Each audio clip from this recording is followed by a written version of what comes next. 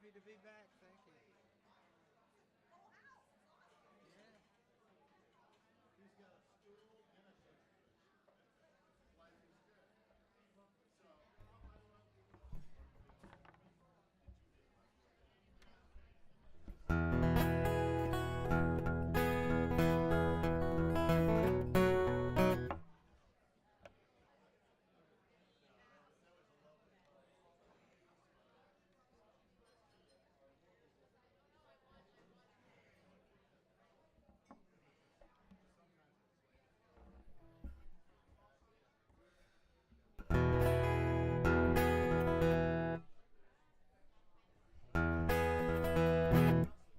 All right.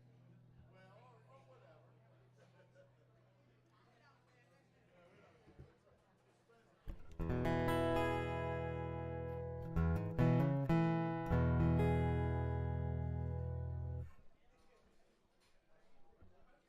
Yep.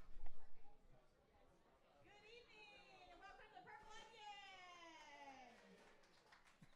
We have got a wonderful night of music for you. Probably the person who has been playing at the Purple Onion the longest.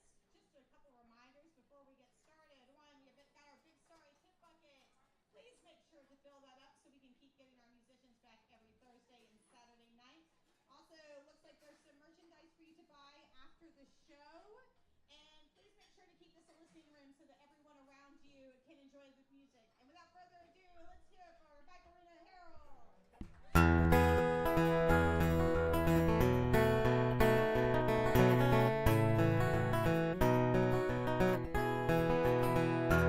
Well, it rained every day for a week. We had pots and pans and cans everywhere there was a leak. The sheetrock in the living room came down in one big sheet on the couch and the TV and you and me.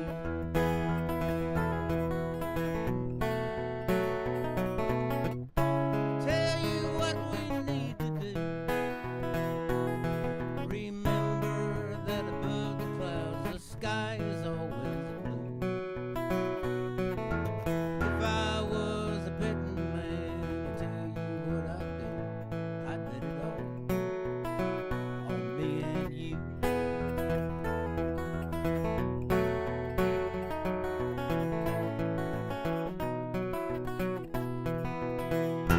We put every dime we had in that old car,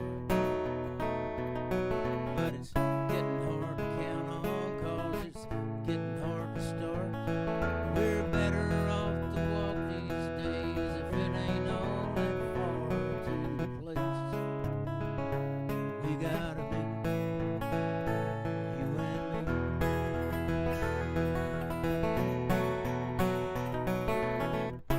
Tell you what we need to do. Remember that above the clouds the sky is always blue. And if I was a betting man, I'd tell you what I'd do. I'd bet it all on me and you.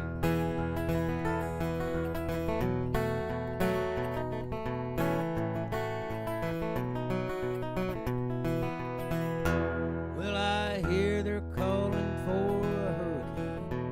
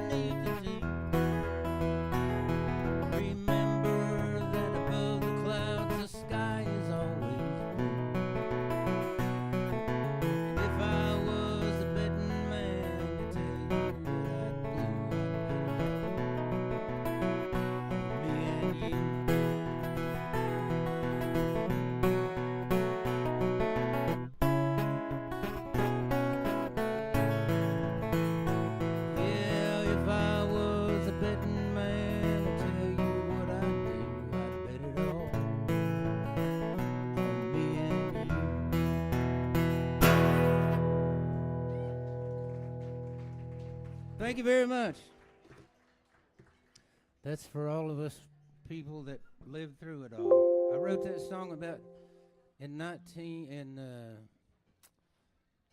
2004. We had a little wind that came through here and a little water called Hurricane Ivan, and we thought it was pretty bad until 3 months ago.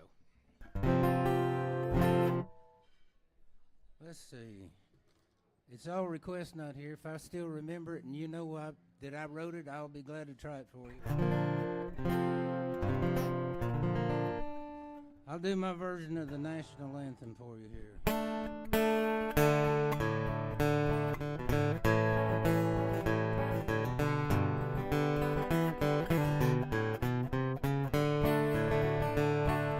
Pinto beans with onions in them, cornbread and tea with lemon, conversations with southern women, and Sunset Beach at dawn.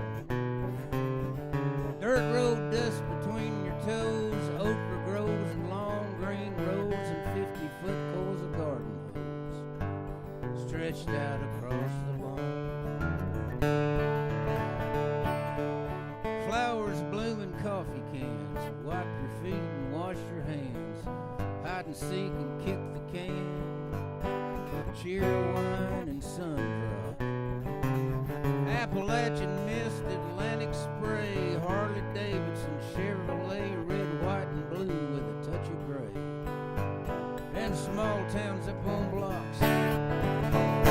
The sun comes up from the deep blue sea and sets somewhere over Tennessee. Right there in the middle's where I want to be, Carolina. Listen to the wind high in the trees. You hear that voice calling on the breeze. Does she call to you like she calls to me, Carolina?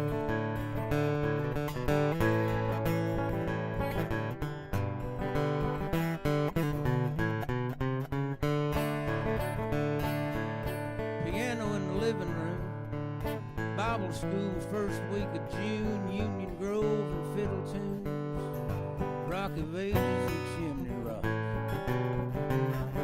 Black dirt, red dirt, Rocky, Sandy, Barney, Opie, Andy, Moonshine, and homemade candy, Earl and Merle and Doc.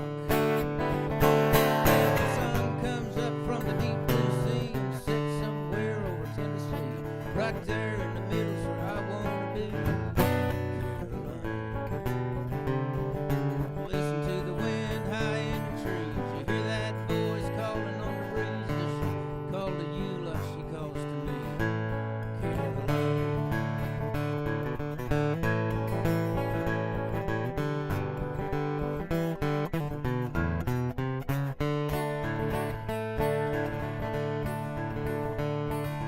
Winston-Salem, Lucky Strike, Bull Durham, Orville, Wilbur Wright, the Hatteras, and the Brown Mountain Lights, Dogwoods and Southern Pine, outrageous Blue Ridge Parkway views, Outer Banks and barbecue, all these things and me and you, Carolina. The sun comes up from the deep blue sea and sets somewhere over Tennessee. Right there in the middle's where I want to be, Carolina. Listen to the wind high in the trees. You hear that voice calling on the breeze. Does she call to you like she calls to me, Carolina?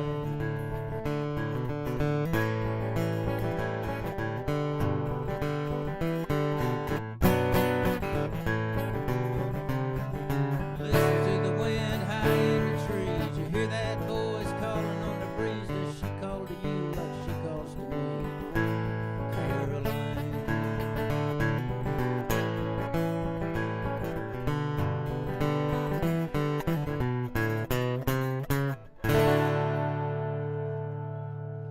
Thank you very much. Thank you. Chair O-Line. Like I say, it's all request night. If you got anything you'd like to hear, if I can remember it, I'll try it for you.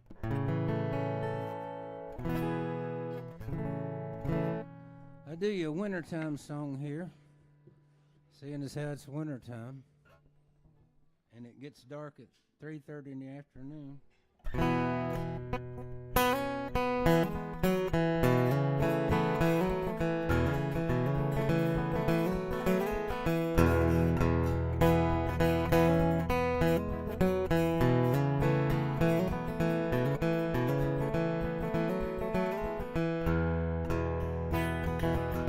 drove the truck across the river and bought a quart of gin.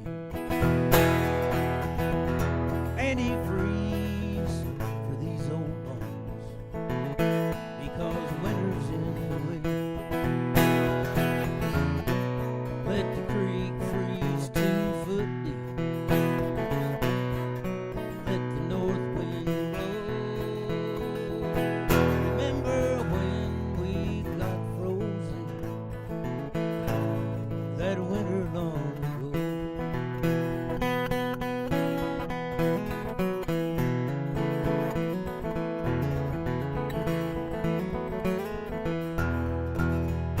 I had a pickup load of split red oak and stacked it by the door. Drug the mattress near the fire and laid it on the floor. Let the creek freeze 2 foot deep. Let the north wind blow. Remember when we got frozen that winter long ago?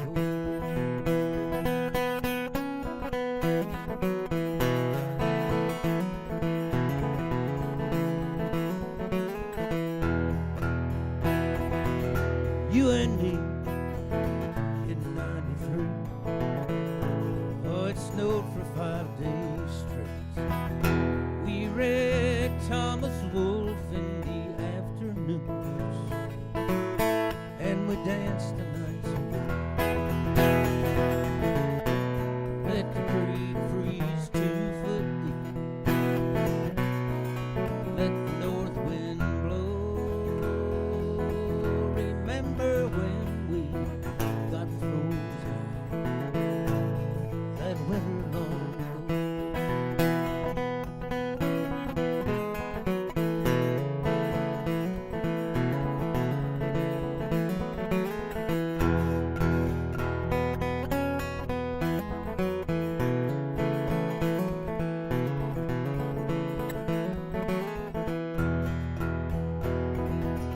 When the fire burns down the coal and the bottle is half gone, I'll wrap your old quilt around your tits and I'll dance one dance alone. Let the creek freeze 2 foot deep. Let the north wind blow. Remember when we got frozen that winter long ago? Remember when we got frozen that winter long ago?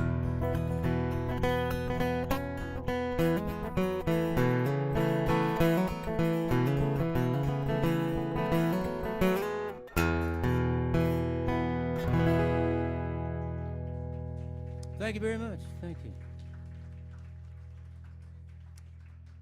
I was doing a show up in Maryland earlier this year, and I did that song. And after the show, a lady came up to me and she said, "You know, the plural of foot is feet." And I said, "Not where I come from." Anyway, again, anything you want to hear, holler it at me, and if I can remember it, I'll do it. Because I can't remember what I was going to do next anyway, so. I'll do you a song that I'd like to dedicate to 3 different people. The 3 different people who were mentioned in this song. The first one is my mama, and the second one is a fellow by the name of John Stokely, who was my American literature teacher when I was a junior in high school. And the third one is the woman that's been my manager and booking agent for 30 years and my wife for 28.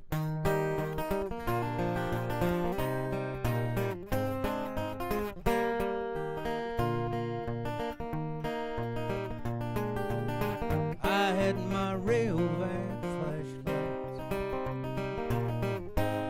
I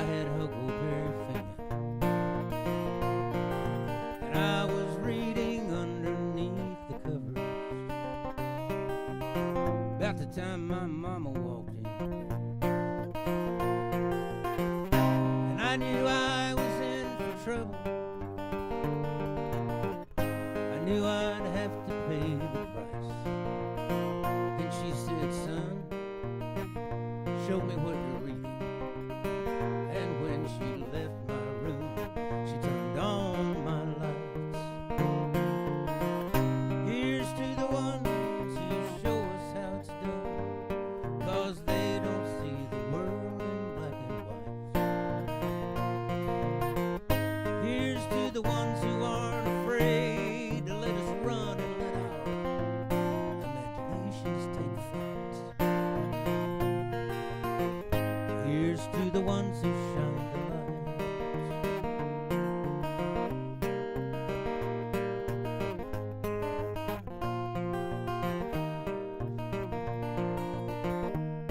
I had this teacher back in high school, junior English, 8 a.m. One morning I was late for class because my guitar sounded so good in the gym. And I knew I was in for trouble, but then I found out I was wrong. 'Cause while everybody else was writing poems, my assignment was to write a song. Here's to the ones who show us how it's done, 'cause they don't see the world in black and white. Here's to the ones who aren't afraid to let us run and let our imaginations take flight. Here's to the ones who shine the light.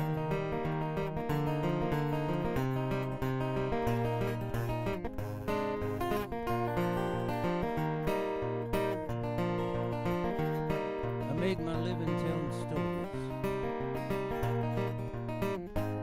and singing songs like this one here. Ah, but I used to play in places where they tell me that's not what we want to hear. And then I married me an angel. Because of her, my barroom days are through. And now I travel around the country, singing songs and telling tales of folks. So here's to the ones who show us how it's done, 'cause they don't see the world in black and white. Here's to the ones who aren't afraid to let us run and let our imaginations take flight. Here's to the ones who shine the light. And I see several here tonight.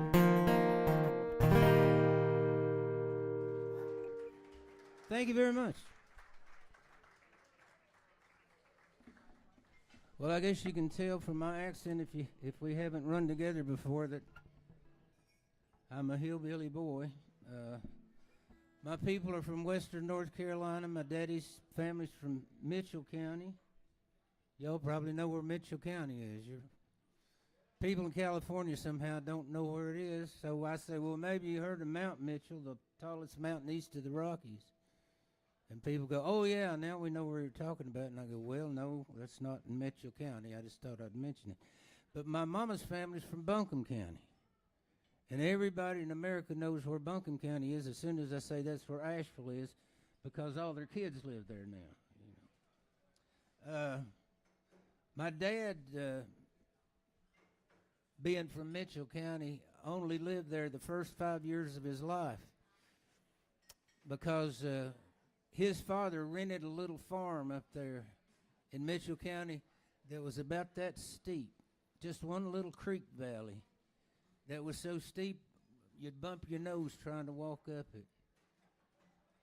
And one day he was down at the store at Butylidene, And there was a man there passing out pamphlets that said that if you would move to Spartanburg, South Carolina, and go to work in a cotton mill, that they would buy you a train ticket down there, all your kids a train ticket down there, and your milk cow a train ticket to Spartanburg.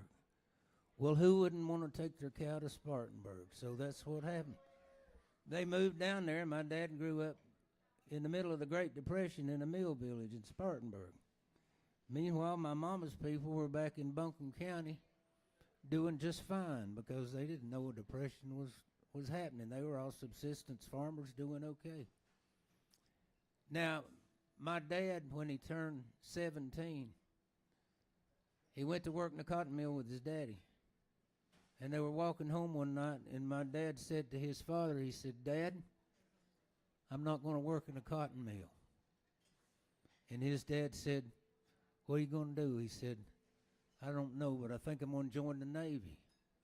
And his dad said, "Well, go ahead and do that." He said, "That's bound to be better than this." But he said, "The way we got here was I was looking for something better, and it's up to you to find what's better for you."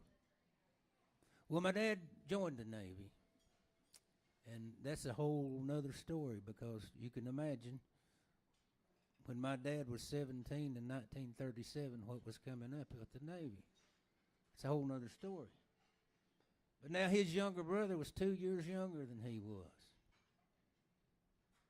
And he and his dad were walking down the street in the mill village one evening, and he told his dad, he said, "Dad, I'm not going to work in a cotton mill." And what he meant by that was, I'm not going to work. And so he became a musician and never worked a day in his life. Now, back in those days, you could rent time on a radio station in 15-minute increments. And so he got some people together and got enough money that he got him a radio show on WSPA radio in Spartanburg, Tennessee. And it was 15 minutes a day, Monday through Friday, from 15 minutes afternoon until 12:30.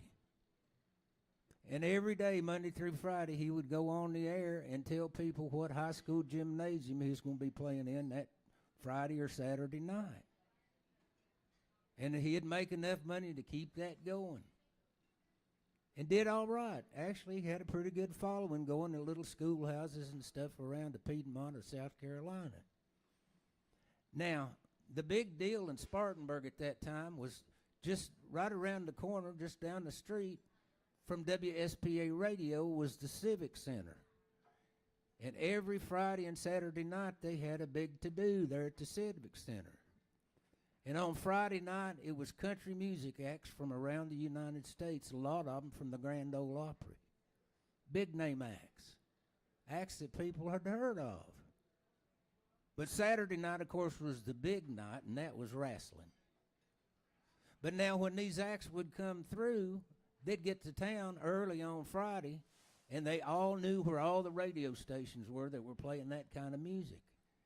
And they would always go to the local radio station and see if they could do what we call an on-air, a little interview and maybe play a song, and they could tell people that they were going to be at the Civic Center that Friday night and try to get a better crowd to come out. Well, so it wasn't unusual for Bruce to come in on Friday, and there would be some country music act there asking if they could do an on-air on his show. And, of course, he was always happy to oblige because that gave him more credit, you know. And then he could say, well, you know, here's, you know, somebody, and here I am with them, and I'm going to be playing over there on Saturday, so come out to both shows, that kind of stuff. So it worked out. It was a symbiotic relationship, as they say. Well, one Friday, Bruce came in at about 12:45, and the station manager was standing there with two boys, a short one and a tall one, dressed alike. And he said, "Bruce, come here. I want you to meet a couple of fellas. These boys call themselves the Louvin brothers." He said, "They're doing pretty good out there in the world, and they'd like to do an on-air. They're playing tonight at the Civic Center. Would you mind if they did an on-air on your show?" And he said, "Well, I'd love to have them." Bruce hadn't heard of them. They weren't famous yet. Anyway, they went on the show, and they did one of the gospel numbers that they'd written. And, the phone started ringing out there. You know, people were calling in. Let them do another show. Let them do another number. Well, after the 15-minute show, they walked out of the studio out there in the mezzanine of the radio station, and Bruce said, where y'all headed after this?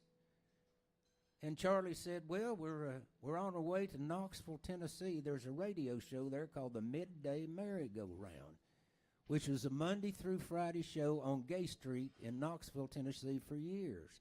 And it was one of those cast shows like the Barn Dance in WLS in Chicago, or maybe Slidell down there where they had the Louisiana Hayride. They'd been on WWVA, the Wheeling Jamboree in Wheeling, West Virginia. That's how they got their career started.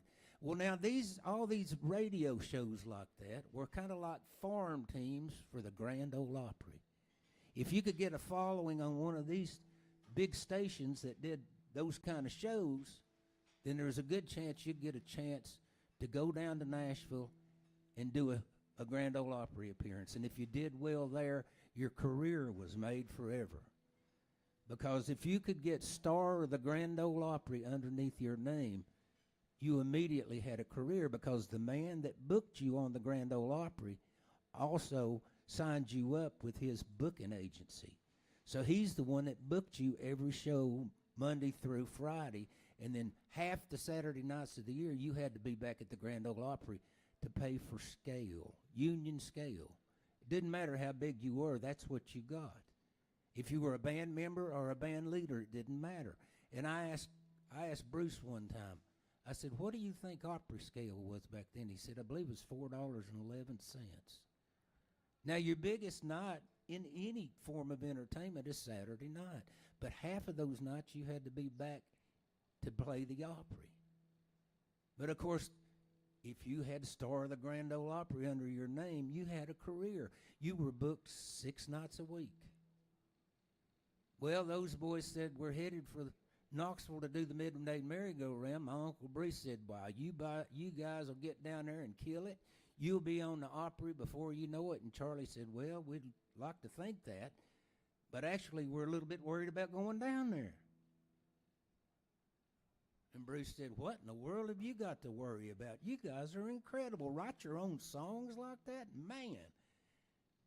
And Ira said, well, the deal is the guy that signed us up for the program down there, we were a 3-piece act at the time. We had a bass player with us. And that boy, when we told him we were moving to Knoxville, we had just got married, and he said, well, I ain't moving to Knoxville. So we're going down there without our 3rd member. You don't know anybody that plays the upright bass, do you? And Bruce said, well, I don't know. Let me think. He said, what would it pay? And Charlie said, well, it pays $125 a week in a room. And Bruce said, well, you know, the bass is actually my first instrument. Remember I said he wasn't going to work? Did you ever carry one of them things around? He thought, I'll sacrifice for this. And Charlie said, well, I tell you what, if you're at the hotel Saturday morning when we can get ready to head out for Knoxville, if you got your bull bass with you, you got the job. Well, they'd heard him sing and play the guitar, and typically if you can play 3 chords on the guitar, you can play the notes on the bass.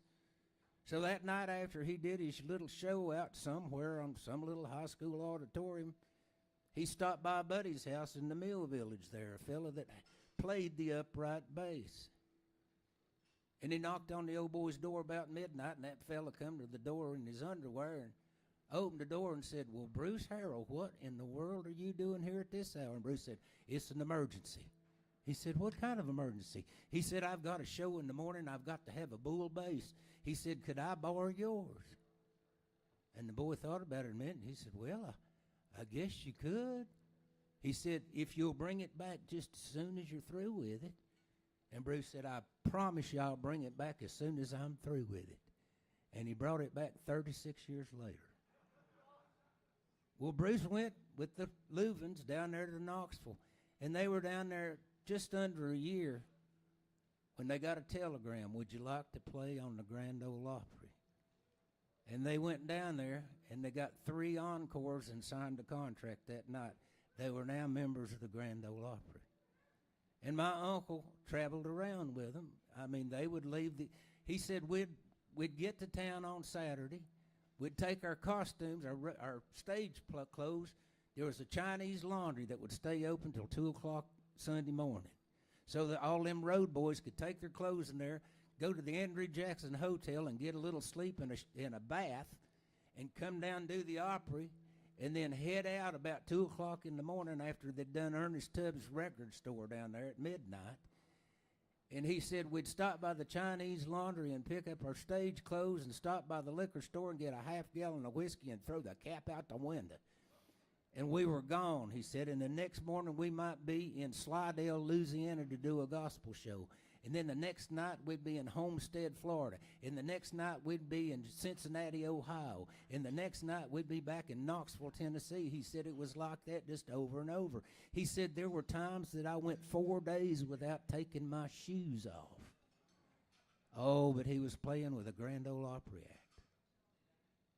Well, he played with the Lubins for about 3 years. Now, y'all probably saw The Coal Miner's Daughter, or you've been down to Broadway, and you know how it is down there.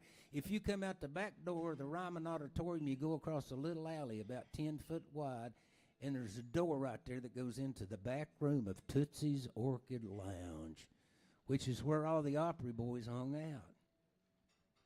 Well, he started being a regular back there. And he started hanging out with this little old boy from West Virginia by the name of Little Jimmy Dickens. And Jimmy hired him away. And now he was on the road. I said, did y'all have tour buses back then? He said, tour buses? No. He said, we traveled in cars. He said, we drove around in Cadillacs all over America. Well, he did that for years, and then he finally retired. And when he retired, he decided he was going to move to Jefferson City, Tennessee, of all places. Now, my family was living in Morristown back in those days, so he was going to be almost a neighbor 9 miles away. But the reason that he picked Jefferson City, Tennessee, was not because our family lived 9 miles away. It was because it was in the heart of the TVA. And he decided that he was going to spend the rest of his life at his house or on a lake crappie fishing. Oh, he became obsessed with crappie fishing. And every year when season would get ready to open, he'd call me about 3 or 4 weeks before the season opened. And he called me Mikey. He'd say, Mikey, he said, you going to be here, ain't you? And I said, you know, I've always planned to be with you on the opening day of crappie season. And wherever I was, I'd drive like Billy Hell to get to Jefferson City, Tennessee. And I'd get to my uncle's house maybe about 2 o'clock in the afternoon, and we'd eat supper at 3 o'clock, and we'd be in bed by 4 o'clock because he couldn't stand to think that the fish might get up before him.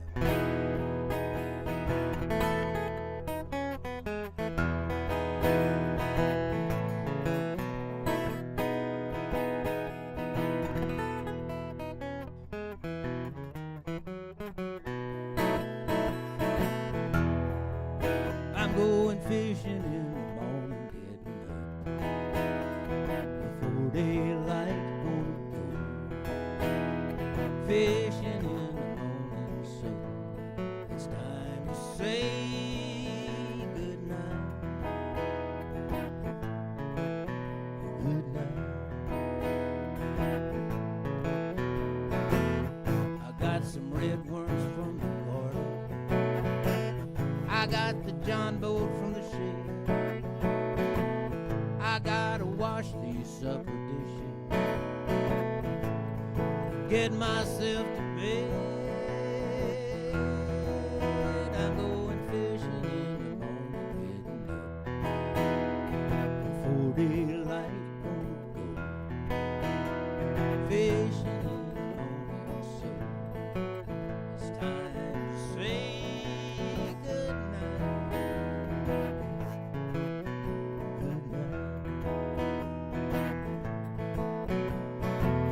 Can't fall asleep out on the water, might miss some crappie on the line, so hold your mouth right and watch that bobber. Pretty soon you'll smell them crappie frying.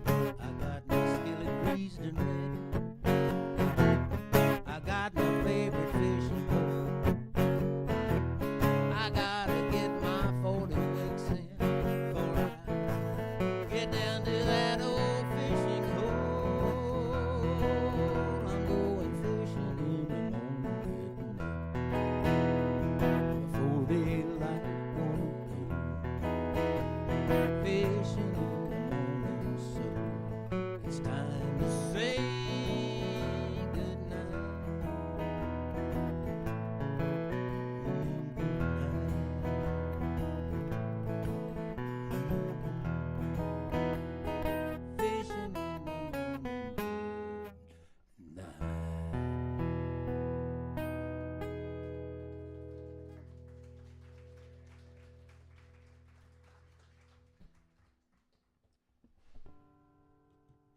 if you lived, if your family grew up in these mountains here, especially in this end of the Blue Ridge over on this east side, chances are, at one time or another, somebody in your family did exactly what my daddy's daddy did. You went to the Piedmont and worked in the cotton mills. Because farming in this part of the country was a chore. Very few people had enough money to really make any kind of a living up here farming. So once they clear cut all the timber off these mountains, the only way anybody could make any money, they didn't have much choice. So most of them wound up in the cotton mills down there in the Piedmont. Because at one time, 80% of the spools that were thread was being made on were in the Piedmont of the Carolinas.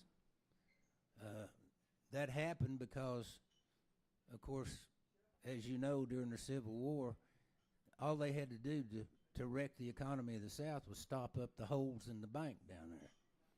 If they could stop up Charleston Harbor and down there in Louisiana, if they could stop up those harbors, we had no way of shipping our cotton to England because all the cotton that we grew went to England because that's where the Industrial Revolution started over there around Birmingham and Manchester.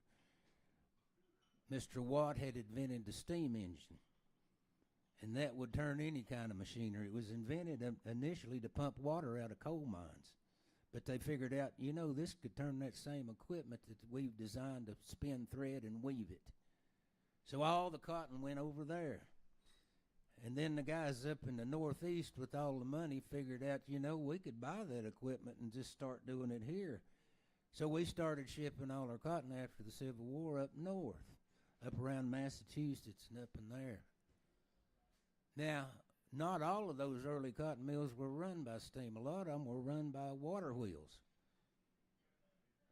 And it turns out that somebody got the bright idea once unions came in up north that we could get cheap labor in the South because them people down there ain't got much going on. They done cut all the timber off their mountains in the Appalachians, and those people down in the lowlands, they need something to do. So they decided they'd move the mills to the fields. And the reason that the Piedmont of the Carolinas, which is not necessarily cotton-growing country at all, the reason that all the cotton mills wound up down there was for one reason. All these rivers that come off the Piedmont, or come off the Blue Ridge, when they get down there to the Piedmont, they're falling at just the right rate that you can run a sluice dam and turn water wheels. And so all the early cotton mills were run by water wheels from our rivers up here. Well, that went on for a good while. So all the cotton mills were on the river. All the cotton mills were on a river. They just were, because that's where their power came from. Well, they needed people to work in their cotton mills, so they came up here recruiting people to go down there to live in those mill villages. Well, those cotton mills weren't necessarily in the middle of towns. They were on the Hall River or, whatever river down there that would turn a mill. So they built houses for their workers on the hill behind the cotton mills. Down there in the Piedmont, we're at rolling hills. Mill was on the river. The hill was where the people lived, and everybody called that living on the mill hill. So my dad grew up in a community. He went to Spartanburg. He grew up probably 8 miles from the heart of Spartanburg. He probably didn't go there twice until he was probably a teenager, because the mill villages had everything that the people that lived there needed. They had their own schools, their own stores, their own civic clubs. My grandfather was a member of the Woodsmen of the World. And all of those people lived in that same mill village, no matter where it was. Those mill villages were home for all those people. Right through the Depression, my granddaddy got to where he was working half a shift a week. Half a shift a week.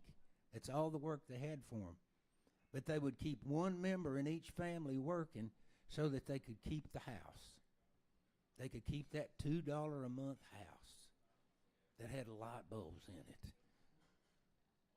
They kept the house so that all the people in their family could stay there, because when times got better, they had to have their trained employees to go back to work. Well, that went on for years and years and years until power came in, and then more and more power ran more and more things, and more things got automated until all that machinery moved out of America to places like Mexico and China and Bangladesh. And now very few of those towns are left. Here's a song about one of them.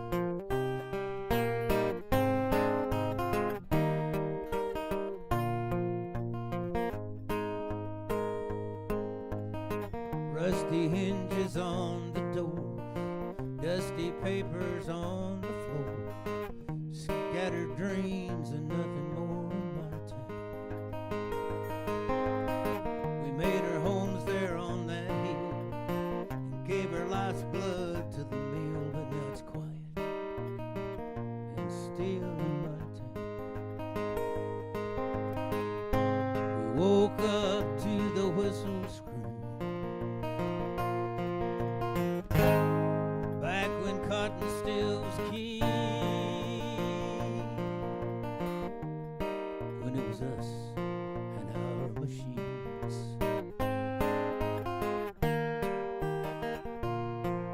In my town, smokestack with the company name used to welcome everyone who came, and now it's never gonna be the same. Muddy streets and shotgun shacks where memories run through the cracks. Time has finally broke the back of my town. Any day the kudzu vines are gonna eat it all right up to the power lines. A lot of me got left behind.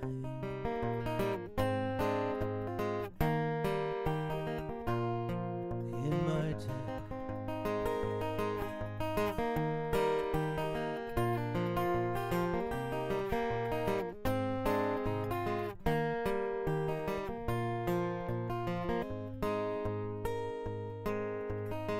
once there were 500 souls, now there's no one left here growing old. Just raccoons and crows in my town. Oh, I can tell you, my dad, economics cut and dry. They let the bottom line decide in my town. We thought it would never leave. Now somewhere in China they believe they're gonna always spin and move like we did in my town. The thread has finally come unwound. The wind is now the only sound, just me and these ghosts rolling around in my town.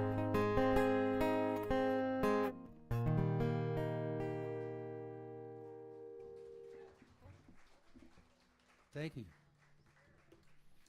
Now, more information than you require. I was conceived in North Carolina, but I was born in Tennessee. So I'm bilingual.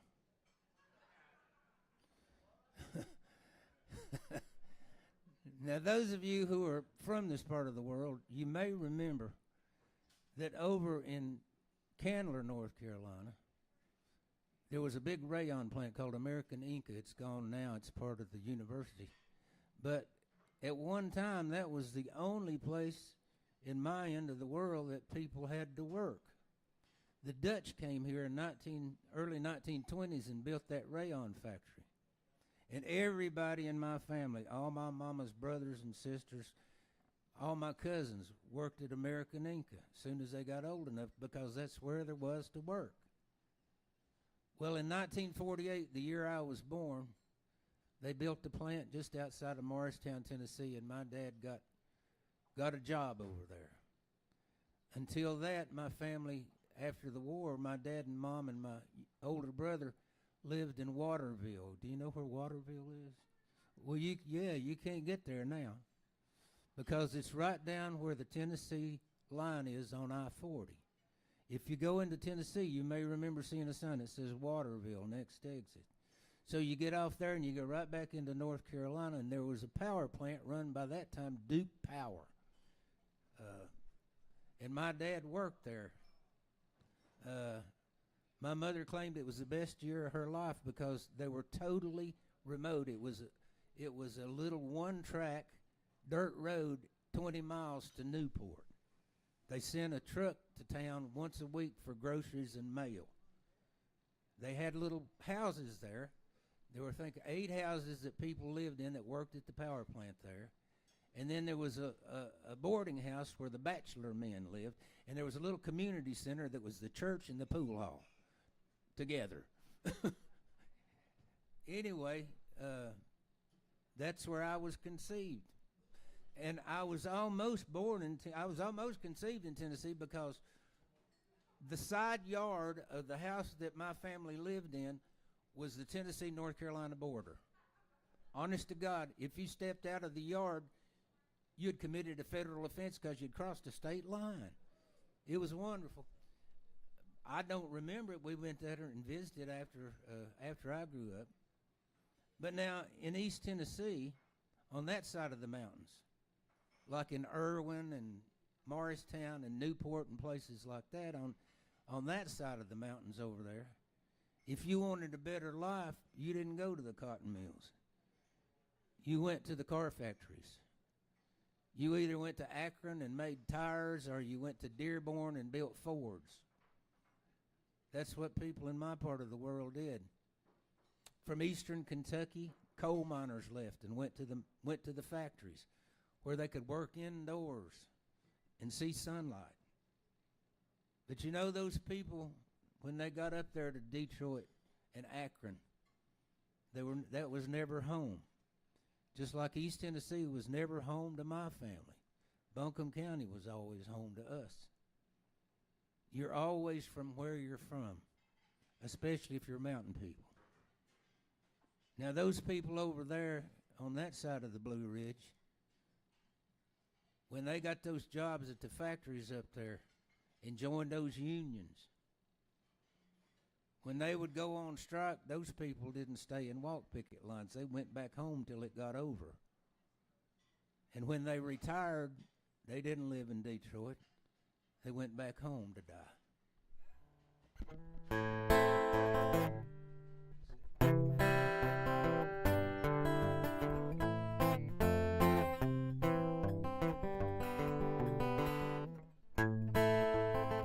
I'll figure it out here in a minute.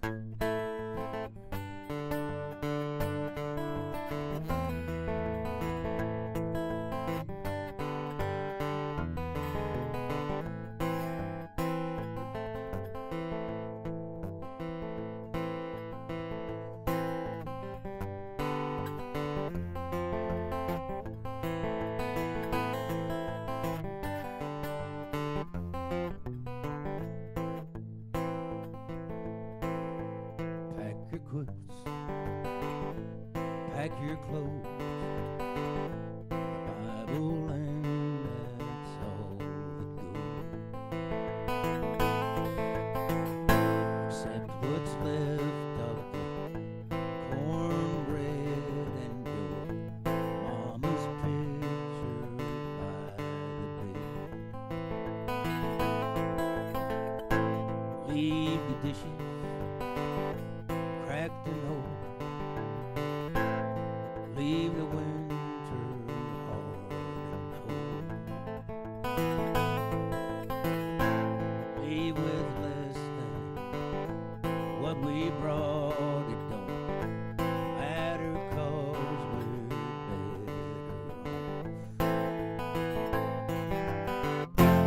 off. Going back to Tennessee,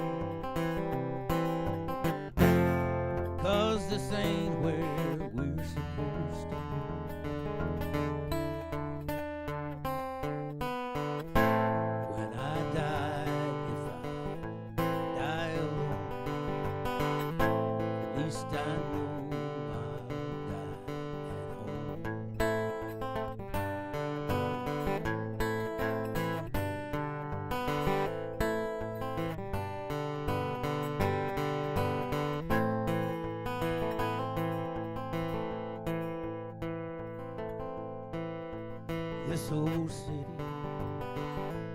I was told, was filled with work and paved with gold. Maybe that was true before, but it sure ain't that way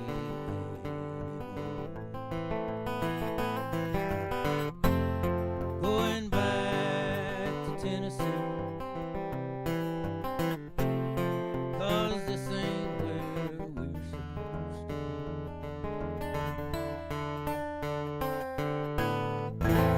When I die, if I die alone, at least I know I'll die at home.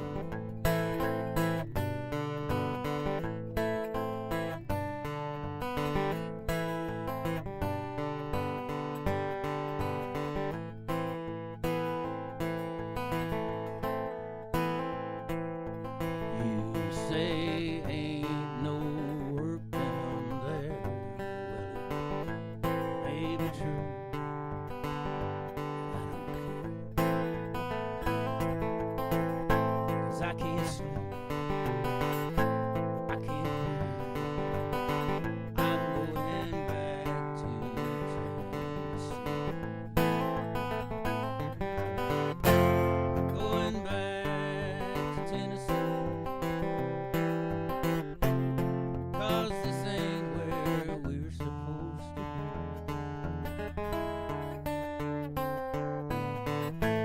When I die, if I die alone, at least I know I'll die at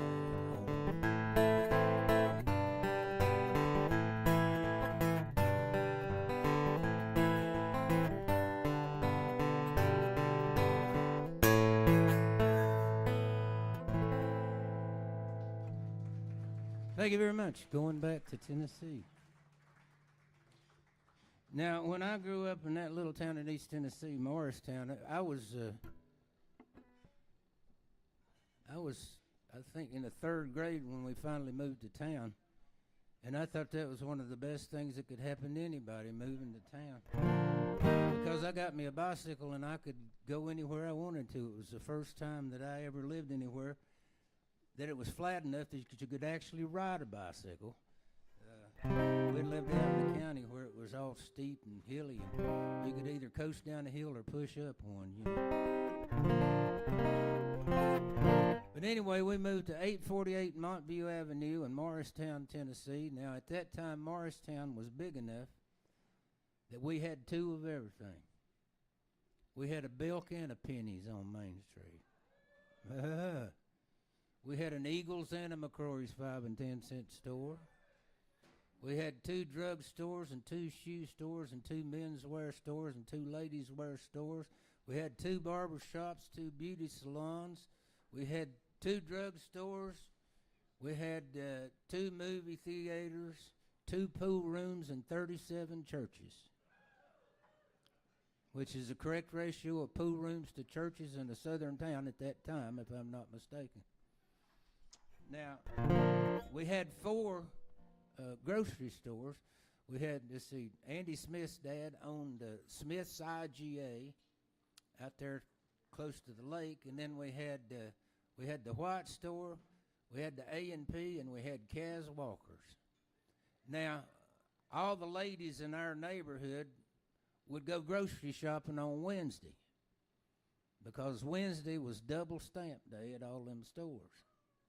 They would all do the grocery shopping on Wednesday, but when they came back into the neighborhood, they always saved a few canned goods and maybe their drinks, which was either Pepsi's or Coca-Colas at that time, and they would always get their drinks and their canned goods at a little neighborhood grocery store there on Brown Avenue where we lived, and it was run by an old man named Bobby and his wife Mary, and their house was right behind that little wooden grocery store.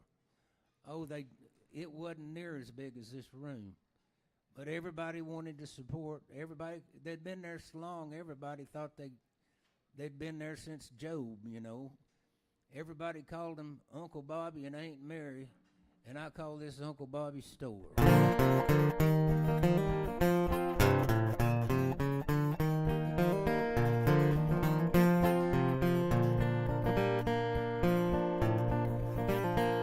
It's behind old Uncle Bobby's store I learned to cuss and smoke. All us kids hung out there, he'd give you candy when you was broke. I was down there almost every day till 1965, when Uncle Bobby's store burned down on the 2nd of July. Uncle Bobby wandered around not knowing what to do. Sometimes I feel the same way too. Oh, sometimes I feel the same way too.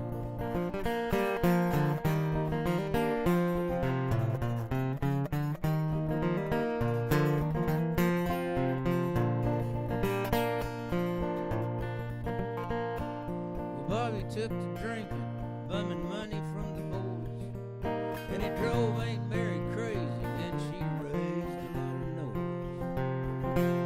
She finally packed his suitcase and throwed it in the yard. Bob went on into the wild. He took it pretty hard.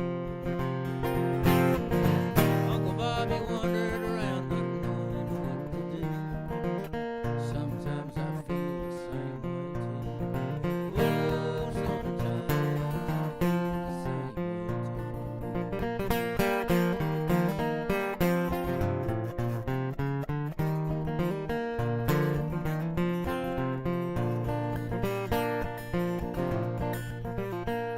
Well, Bob worked for beer and slept in back of Murphy's Sportsman Lounge till it passed out with a cigarette and dang near burned it down. So us kids would buy him bootleg beer and give him Marlboro Lights, and he'd get himself arrested when it turned cold at night. Uncle Bobby wandered around not knowing what to do. Sometimes I feel the same way too. Oh, sometimes I feel the same way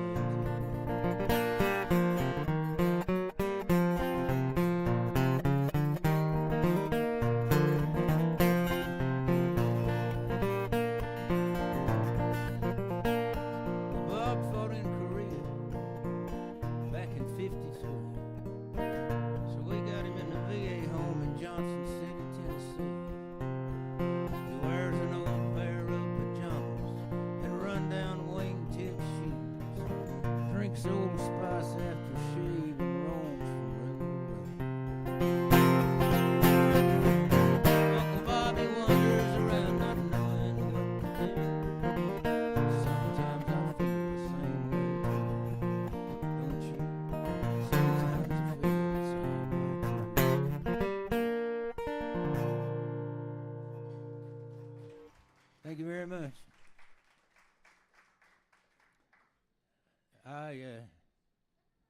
I wrote that song back quite a long time ago, back when I was on a record label. And back in those days, they would your record label would send you around to Americana stations like WNCW and just stations all over, and you'd do what they call a radio tour. You'd go from one little radio station, usually college radio, but always radio stations that didn't have to sell used cars, you know. That had the nerve to play the kind of music that those of us who do what I do. So you'd maybe do 3 or 4 of them in a day, just up through Virginia and all up through the Northeast and around. And I remember I'd been singing that song on station after station. It was going over pretty well, it seemed like. Well, I had a concert booked, a house concert booked in Cambridge, Massachusetts, which is over there across the river from Boston, as y'all know. Well, at 4 o'clock that afternoon, I had a radio interview to do on WUMB, the University of Boston campus radio station. Well, it's built, I don't know if you've ever flown into Boston. You fly into what they call Logan up there, Logan Field, which is built out in the bay. They just dump junk out there till they got enough to build an airport. And they thought, well, that worked good. Maybe we could build a university out there. And they did the same thing. They dumped a bunch of rocks out there in the bay till they got enough room to build a university, and it's a big one too. Well, I got out there and I parked in the underground parking and had no idea where I was going, but I finally found an elevator and got up on the ground level up there and walking around, and I finally asked somebody, I said, do you know where the radio station is? They said, well, it's in the communications building. And I'm like, you're going to have to communicate better because I don't know where that is either. And so finally somebody said, well, I'm going that way, and they got my by the arm, and I had my guitar case, and they said, here it is, it's downstairs. So I went in there and downstairs, and I found WUMB on this door, and I walked in, and there was a little reception area there with a desk, a counter, kind of like at the auto parts store, a counter there, and there was a gal sitting behind it working on a computer, and she looked up and saw me and said, can I help you with something? And I said, yes, ma'am, my name's Michael Reno, Harrell, and I'm supposed to be on the radio here about 4 o'clock and talk to one of your disc jockeys. And she said, wait right here. So she went in the back, and she was gone, I don't know, 5 or 6 minutes, and I was standing there wondering what was going on. And finally she came back out, and she had about 5 other girls with her. And they all lined up there behind the counter, and that first one looked at me and said, say something. And so I did. I laid it on them. I converted them all to Appalachian girls before it was over. But now I went in and did that radio show. This is a true story. I went in and did that radio show at 4 o'clock, and the disc jockey that was doing it was a really great guy. We got along real well. And I did about 30 minutes, and then it was 4:30. It was time for his shift to end. And I said, you're going to have to help me with something. I said, how do I get back up and find the steps that go back down to where the parking is? And he said, well, you don't have to go all the way back up. He said, there's a door right here. And he pointed to it. He said, that empties out into the parking garage. And I said, as far as I walked, it must be acres of parking down there. He said, well, yeah, there's a lot of it. Do you remember what color yours was? And I said, it all looked like concrete to me. He said, no. He said, there's colors of the different parking lots. And I said, well, it didn't occur to me to look at what color I was in. I'd never been in anything like that. Anyway, he said, well, I tell you what. He said, my car's parked right outside the door. He said, I tell you what, get in my car and we'll drive around till you find the rental car that you came in. So I said, well, that'd be great. Thank you very much. Because I had to get to all the way across town and over to Cambridge to do that house concert. And I had no idea how to get over there even. Anyway, he got his stuff packed up, and he said, are you ready to go? And I said, yes, sir, let's go. And I got my guitar. And we opened the door, and I swear to God, my car was right there.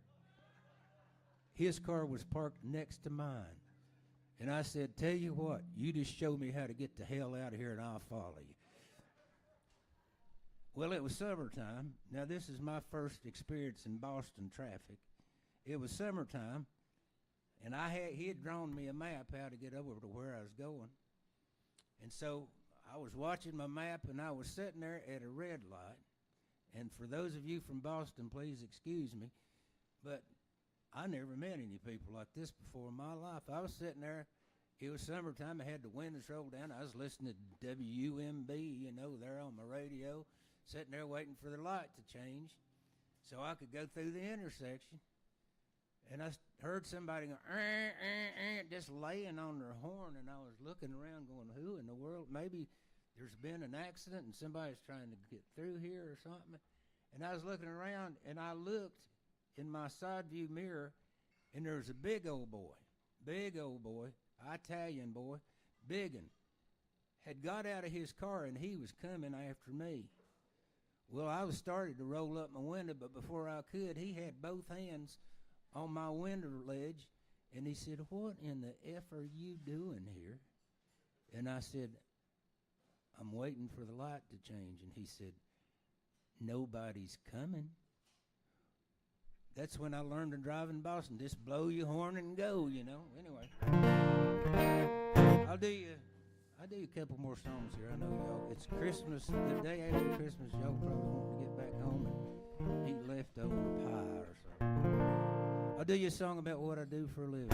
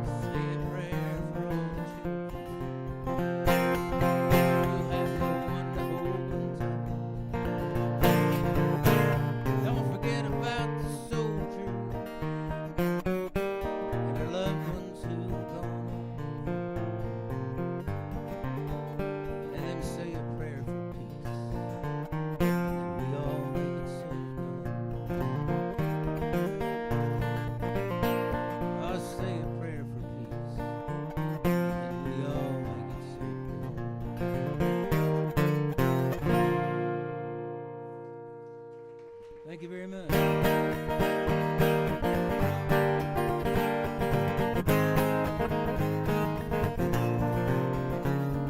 We smoked our last cigarette and watched the river flow, sitting on some cinder blocks behind a Texaco. Triumph motorcycle with an outdated tag, half a jug of Boone's Farm wine and my old sleeping bag, and there were catfish in the river and blackbirds on the limb, and Bob Dylan sang the answer is blowing away. You look like an angel in that cool October night. We never had no money, but we never had a fight, and we were so happy and so broke, and we were so in love, and that's no joke.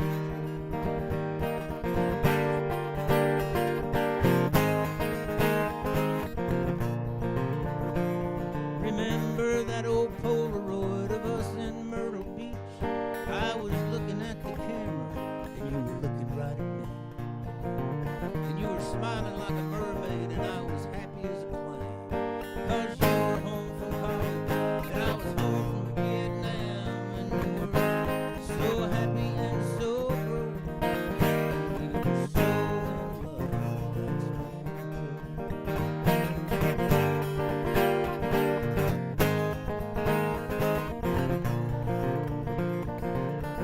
Living on the GI Bill, eating scrambled eggs for dinner. We went to school and split the rent and shared a roll all winter. You graduated, I never did.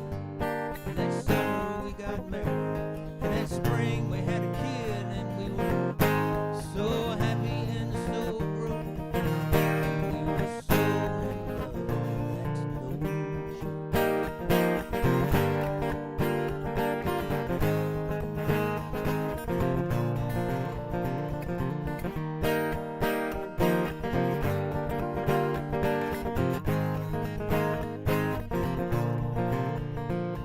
Well, we spent every dime we made trying to make a life. Gave our kids the best we could, and we taught them wrong from right. Tennis shoes and braces, Barbie clothes and bikes, Kool-Aid and SpaghettiOs, and dresses for prom night. And we were so happy and so proud. And we were so in love, that's no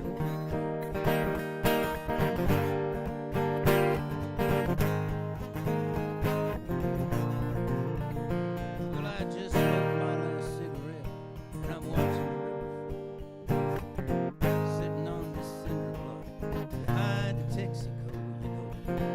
We look good on paper now, but I'd give every dime for that tri-motorcycle and that jug of Boone's Farm wine when we were so happy and so broke. And we were so in love, that's no joke.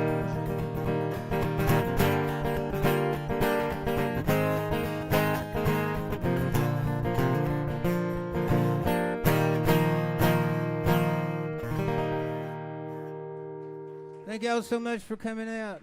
Thank you very much for supporting live music and great food right here. Thank you. See you next time.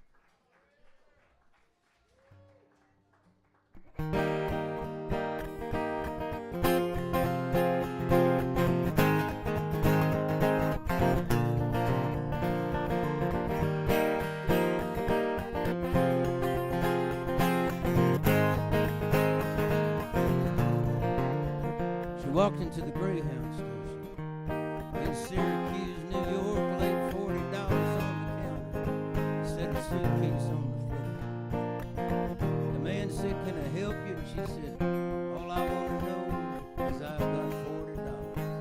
How far south will that much go?" And he said, "Well, little lady, looks like you're in luck, 'cause you can ride to South Carolina for under $40. And he pointed to a poster that said, "Special of the week, $39.95 one way to Myrtle Beach." So she bought herself a ticket, turned to walk away, and she heard the man behind the ticket counter say, "Ma'am, you forgot your change. This 5 cents belongs to you." She said, "Here's broke as iron. What's a nickel?" And he said, "This nickel ain't worth nothing. All that it'll buy. With it you can stand up straight and look folks in the eye. 'Cause if you never lose this nickel, you never will be broke. You'll never be losing hope. Never do lose hope."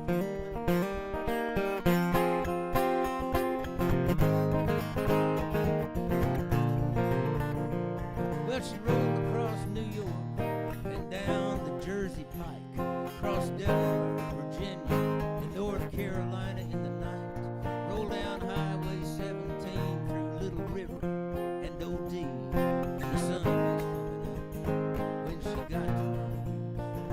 And with her nickel in her pocket and her suitcase in her hand, she walked down to the pavilion, looked at the water and the sand.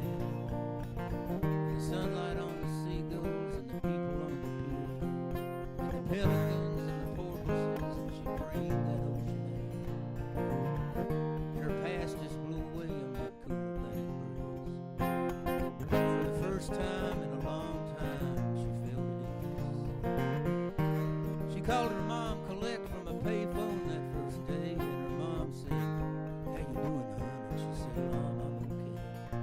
Ain't got much, but it's enough. I'll come out ahead." And she held on to her mouth. To herself she said, "This nickel ain't worth nothing for all that it'll buy. The way that I can stand up straight and look folks in the eye. 'Cause if I never lose this nickel, I never will be broke. And I'll never be a loser if I never do lose hope."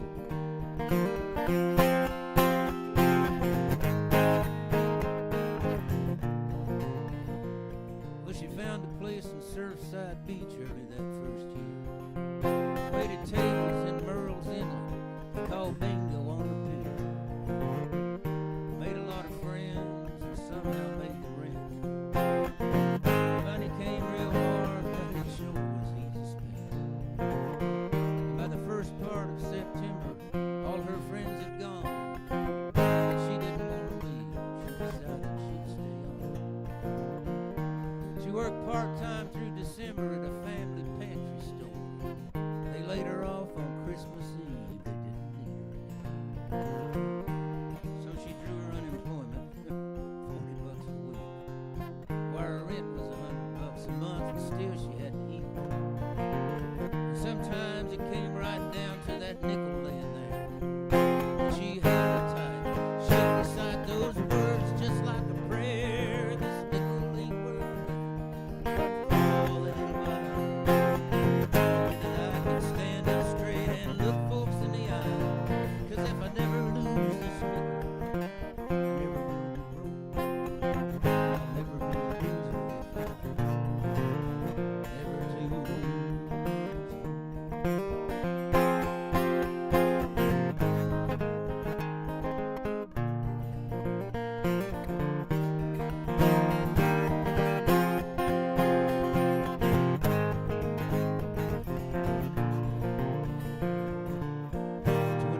Years later, on a very special day, a bride walked down an aisle and her dad gave her away. And she wore a golden locket that her mom had given her. Inside it was that nickel, and on the outside were the words, "This nickel ain't worth nothing for all that it'll buy. The way that you can stand up straight and look folks in the eye. 'Cause if you never lose this nickel, you never will be broke. You'll never be a loser.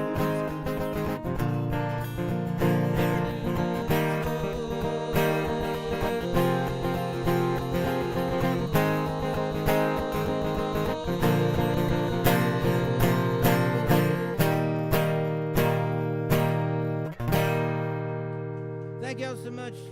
Thank you. Thank you for supporting the Purple Onion and live music right here. Thank you so much. See you next year. Thank you.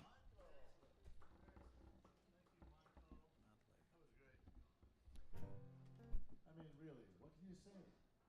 Michael Reno Harrell has been performing here since Susan opened this place. Actually, Before. Yeah, right. Yeah, the Wise Child. Yeah. That's pretty amazing. So that's a long time. But Michael is a young man. it's over That's 10 good. years. Yeah. Hey, thanks for coming out tonight. This is way too much fun. It's an honor to be here running sound for Michael. And yeah, I think I first booked him in about a long time ago, but not. Yeah. Thanks, Joan. And what an amazing staff. I know. Merry Christmas, Happy New Year. We've got one more show this year. Tina and Pony are here Saturday night, and great way to wrap it up. And they get to take a little break, and then we'll be back on January the 11th with Shanna Blake, and then the Get Right Band, and it's going to be a great New Year. So thanks for being out here tonight. Oh yeah, oh yeah, yeah. And you know what? Michael's got great merch and great CDs. So